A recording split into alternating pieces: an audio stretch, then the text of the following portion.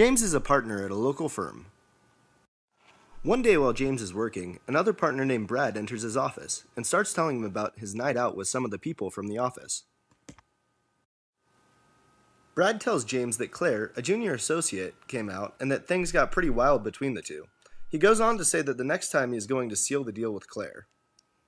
James, a bit confused of why Brad has such an interest in another coworker, moves the conversation to preparation for the pitch all three of them have with their big client that day.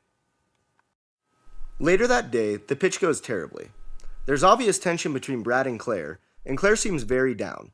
She usually is engaged, but today she doesn't deliver when called upon for the numbers needed to close the deal. The client is visibly angry, and the firm ends up losing the client.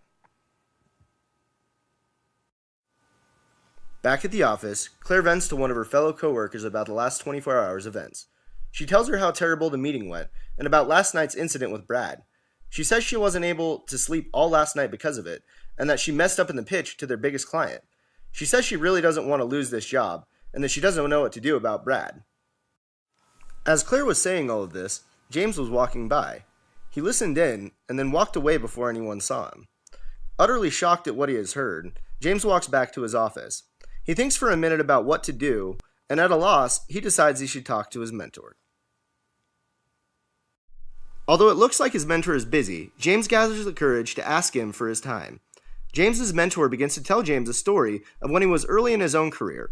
He tells about a time when he was working for a firm and a colleague of his was clocking bogus hours. The colleague tried to get him to do the same and asked him to go on vacation while saying he was working during that time. James' mentor says he almost did it because his colleague was one of his good friends, but he stayed behind because he didn't think it was right. Before he could decide whether to say anything to his manager, he found out from someone else that his friend was fired. The new member that replaced the colleague was loyal, and since he clocked his hours honestly, their team culture was stronger and the company was more efficient. After talking with his mentor, James knew what he had to do. He called Claire into his office. Claire was a bit nervous that she was in trouble after the pinch went poorly. James surprised Claire and said he knew something happened with Brad.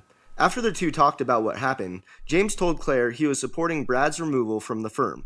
He told Claire that they can't have that type of contact on the team, and that it is his duty to protect his team members and the overall good of their team and the organization as a whole.